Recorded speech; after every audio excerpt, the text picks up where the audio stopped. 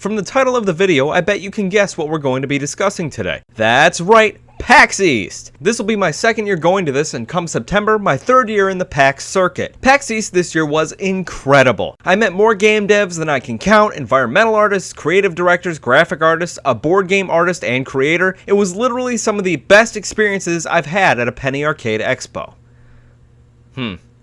Perhaps this metaphor was a bit heavy-handed. Now that we're all good and comfortable, it's game time! In no particular order, we have King of the Hat. This multiplayer indie game focuses on the hat each character wears. While each character has a different set of abilities such as flight, a ground pound, or teleportation, each hat has only a set number of skills. The point of the game is to jump on or steal every opponent's hat. If their hat is jumped on or stolen, the player is out and the hat they wore will disappear until there's only two of you left, standing, waiting for the other to move. The slightest reflex causing a tidal wave in the fabric of space and time. I'm kidding. Kill each other and then get back in the game. There's no reason to hold out because rounds move quick and you can get back in the game with a different character with new abilities next time. I can see this game blowing up quite quickly as it enters the party game scene. Once we get Andy out of this cage, maybe he can try it too.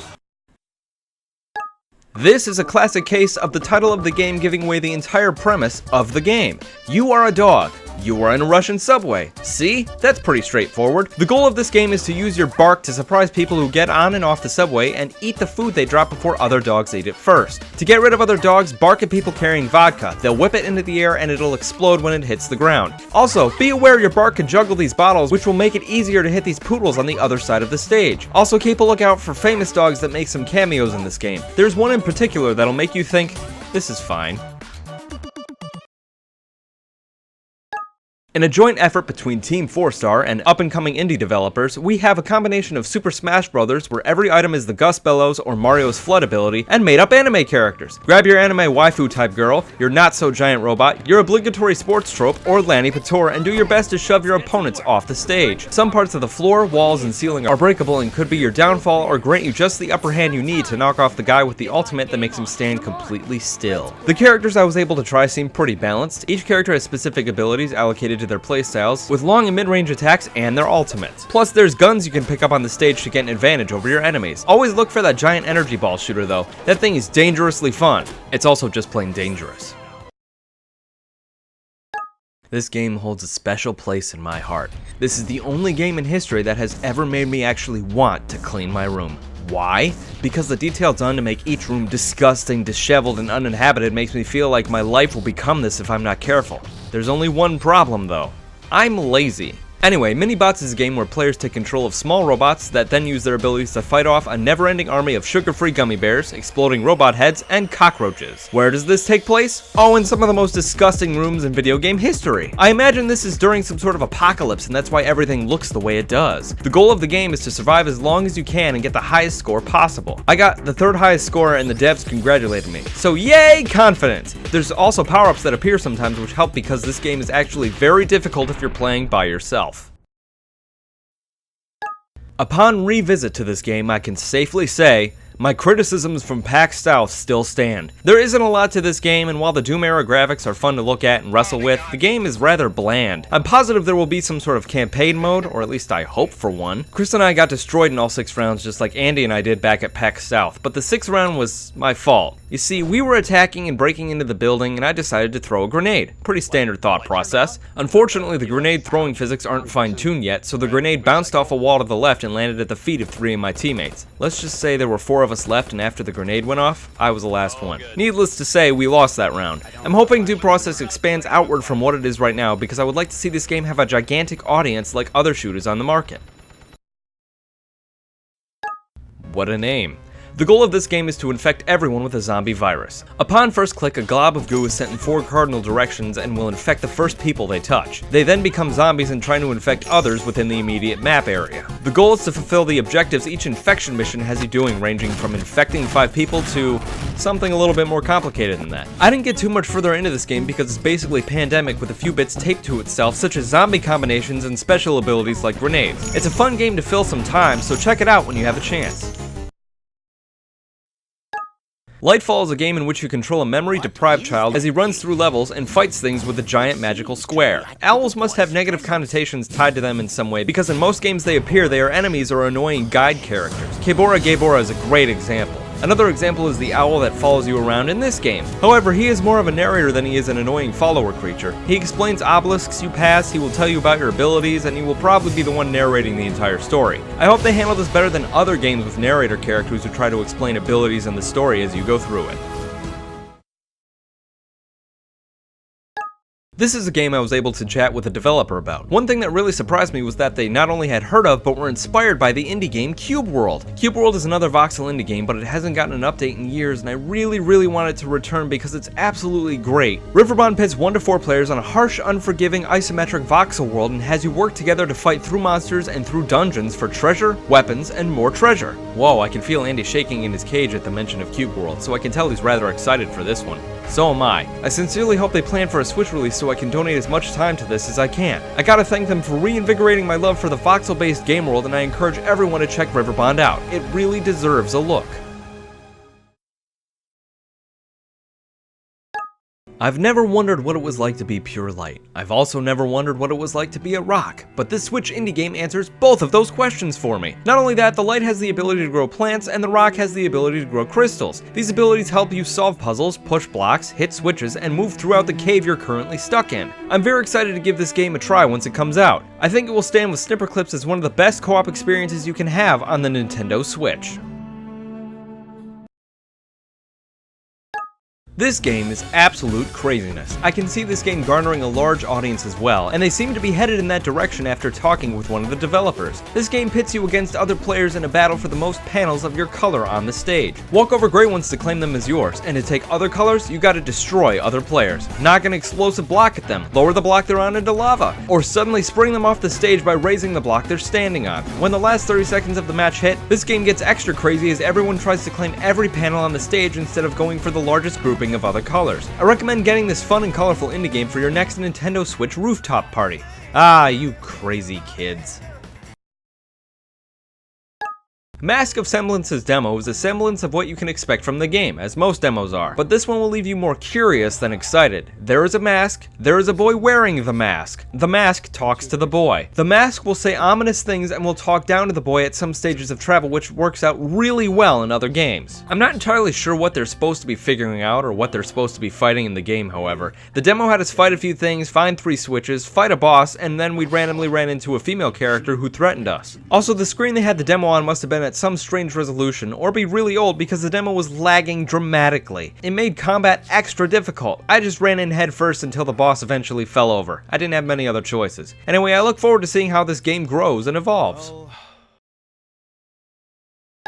This game is another that I will never understand but won't really need to. You are a bipedal creature. Whether you are human, crab, or dog, you are bipedal. That's rule 1. Rule 2 is run. Run to the finish line. Rule 3, hit your friends with items you collect in item boxes as you run. They will be different fruits and have differing effects. Rule 4, don't fall over. Sometimes you get back up, but if you fall and are still laying down as the camera moves you off screen, you're done until everyone else falls over. The final person on screen for that segment of the race will get a star. Rule 5, get as many stars as you can. They'll help your end of race score. Final rule, just accept the craziness this game is. It won't make sense and it might frustrate you, but you can't help but laugh as a watermelon suddenly pelts you and knocks you into an oncoming car. That's so unlikely, it's hilarious. This is the game that will resonate throughout the gaming community as it tells the true story of 2 long-distance lovers. One is an architect and the other is a teacher and is very far away. What is really interesting about the game is that you can play it 4 different ways. One where you're a man seeking a woman, one where you're a woman seeking man, one where you're a man seeking man, and one where you're a woman seeking woman. The developers could have just done the simple man and woman storyline the game is based off of, but decided to let you play the way you want. Find love the way you want to. The gameplay is great and this will absolutely turn some heads. I'm very excited to play this game and I can't wait to see it update and evolve in conventions to come. Super Phantom KATU is a platformer that has Mario-type controls while adding in secret rooms and platforming puzzles that require more steps than step on this thing and jump on the enemy to solve them. It's a lighthearted, colorful, and fun indie platformer that will have you smiling while you play. While I've never played the prequel and only had a short time with the sequel, I do look forward to picking this game up and unlocking all the characters. It's very reminiscent of Super Paper Mario in its control style and the color palette used to design the environments. The whole thing is just 2D cel-shaded goodness. You know it, you fear it, you avoid it, but it still comes. Death Coming is a game that gives the player the chance to earn back their ability to live by serving the Grim Reaper. This is a game in which you must activate certain parts of the environment that will cause the deaths of other high-value targets that the Reaper says have outstayed their welcome. Man, that's friggin' dark, even for you, Death. Open manhole covers, drop air conditioning units, unleash angry dogs, drop electrical wires in swimming pools, and even more. Also, if you get bored, lay back and enjoy the soundtrack because it seems rather upbeat for a game about killing others so you can come back to life. Now I need total silence while I drop this beehive on this yoga class.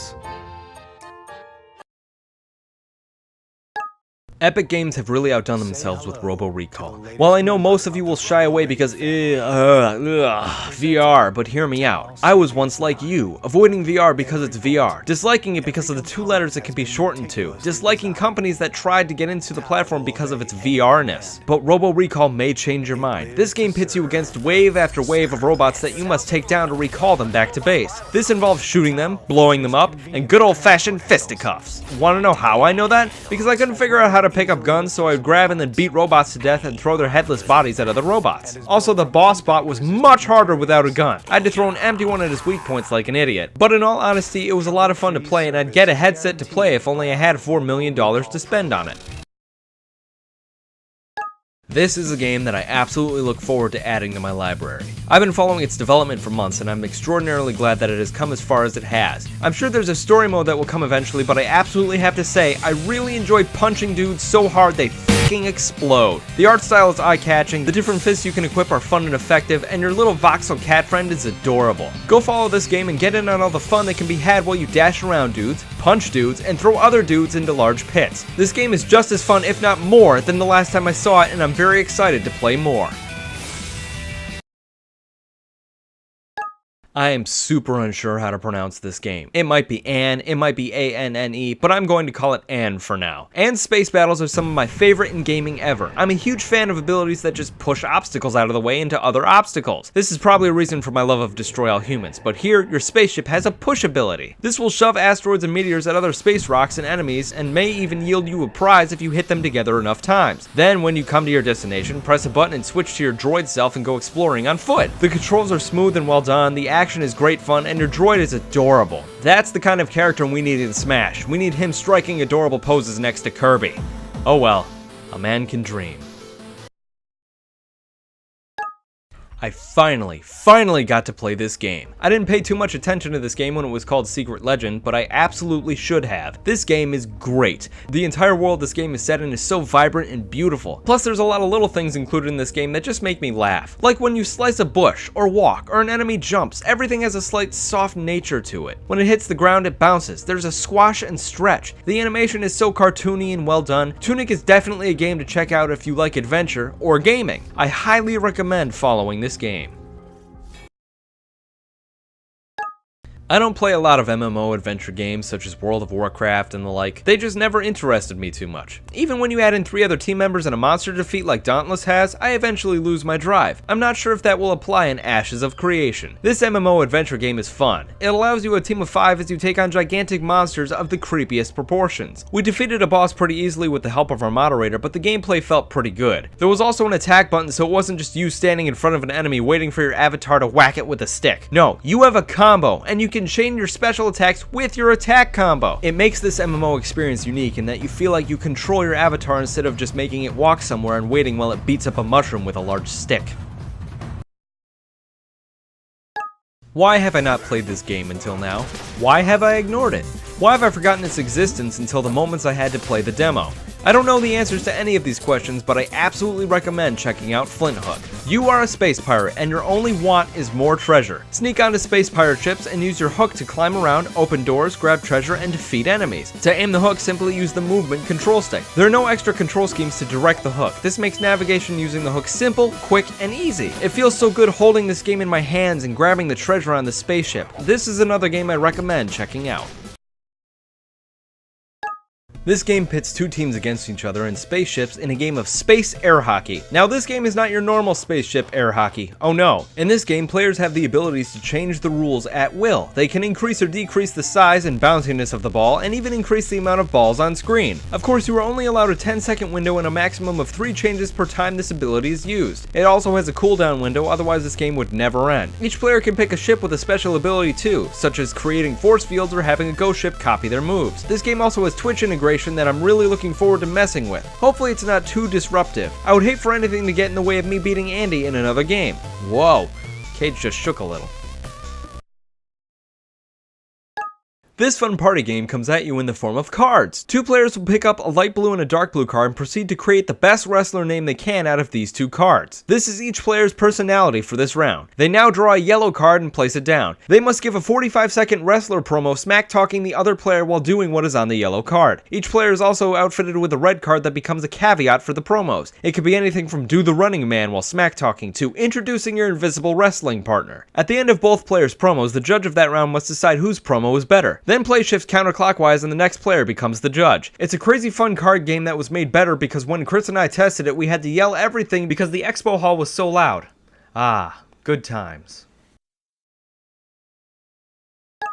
This is another game I wish I had gotten into when I first heard of it because it is genuinely awesome. The Castlevania type gameplay is something I really enjoy, and some of my favorite games are from that series. Any game inspired by these side-scrolling games is one I need to play. Anyway, the demo outfitted Chris and I with a weapon, a red ability, and a green ability. You then traverse through many areas looking for more abilities and more cells to increase your stats and power up your attacks. Personally, my favorite is the kick, which will splatter enemies on walls if they are at low enough HP or have been kicked from a high enough cliff. That, the spear, and Icebound 3 are probably the best combination of abilities for traveling through this game. Give this one a chance if you are trying to fill the time between now and whenever the hell Bloodstained comes out. It'll certainly get you excited to play more. If it ain't broke, don't fix it. It's probably carved into every wall at Namco Bandai HQ because this is another Souls game. Only this time it's anime Dark Souls. Ooh. It functions like your basic Souls game, only this time you get a partner. Your partner can heal you and you can heal her. When you fall in battle, you get a 4-second window in which you're just laying there waiting for death to take you. And that time your partner can revive you and you can do the same to your partner. It's actually a pretty cool system. The 15-minute demo pit you against a boss called the Queen's Knight, and it was extremely difficult. Absolutely one of the harder Souls type bosses you'll face. This game's Souls-like gameplay is more likely to guide people toward it than turn them away, and I'm hoping they put in safety nets so dying isn't as frustrating as a regular Souls game. Also, co-op would be nice. Andy would do well taking aim at bosses while I go in and slash them up. Maybe we'll stand a chance against the bosses because the computer partner is about as useful as a brick with a bow and arrow. This sequel, or reboot, to the original ShaqFoo game is actually a lot of fun. It absolutely needs more polish because this 3D brawler only brings up one of the biggest problems I have with these beat-em-up games. If an enemy is standing up or downwind of your attacks, you can't hit them, but if they attack from that position, they can hit you. The range on these attacks needs to include the Z-axis a bit more when attacking. A spin kick affects everything around you, not just what is in front of you. Anyway, this game is fun. The controls need more polish, and dropping your size 11s down from the sky as a giant shoe is actually very satisfying. This may not be the beat 'em up we need, but it could certainly evolve into one we want real quick. Just sneak in some cameos and extra players so Andy and I can kick ass together and I'll be happy. Okay everyone, there is a game I played at PAX that I held until the very end because it is one that I anticipated playing at this PAX more than any other. This game is for the Switch and has had me excited ever since its reveal. However, it has many who disapprove of its existence simply because it has existed before. I don't believe in that. This is the culmination of everything this game has been building up to. Every bit, every piece that's been put into this game's past is leading here. Hyrule Warriors Definitive Edition. Yes, I know, it's just more of the same, blah blah blah. Shh. Shush. I'm excited! The Wii U version was hostile toward people who didn't have someone co-piloting the game with them, and even then the quality suffered greatly. The 3DS version fixed that by being much easier for single player and by implementing the fairy system. Well, this is the culmination of every mode and every character that we've seen in this series so far. Every map, every unlockable, every costume. Plus, hopefully Koei Tecmo will take some liberties and give us more stuff to unlock. Even if it's just costumes for the final 5 warriors they added who got no costumes, even if it's just more maps, I would be happy. I'm pretty sure Koei Tecmo will probably have DLC for this game, free or paid. They make DLC for each of the Warriors games. They may need to with Fire Emblem Warriors DLC being so mediocre. Having some good content to add to Definitive Edition may get some of their Nintendo fans back on board with more Nintendo-based Warrior games. I'd be up for that. Now, the game is absolutely great. This is the version of the game we've been waiting for. If you've been holding out or if you've bought any previous versions, I recommend this game highly. The animations have been improved vastly, colors pop more, and the fact even more things can be on screen at once makes defeating over 100 enemies with a great spin one of the most satisfying things in this game. Ganondorf feels even more powerful now that his 5th tier strong attack can reach even more enemies. Man, this game is good. I didn't get to play the full demo, but what I got to play was damn well worth the wait. I really look forward to May when this game comes out. And those were the games I got to play at PAX East. Sorry the video was so long, but I wanted to give every game the time of day. Ordinarily we do 10 or 11 games and Andy and I have a conversation, but I decided to forego that and describe each game for an almost equal amount of time. Plus the last time I did a speed round was in my first PAX West video and I kept biting my tongue, and it hurt. I'd rather not have pain while I try and say my T's. Instead, you get this long video. I hope you enjoyed it as much as I enjoyed making it. Being surrounded by all those talented creators really invigorated my inner creator as well. It's one of the reasons I did Spuddy Month in April because I was excited for PAX East. Thank you for watching, everyone. I'll post a link to the footage I got from PAX East in the description. Also, if you want more of my content, feel free to subscribe and turn on notifications so you are alerted when I post another video. Thanks again for watching, and see you all next time.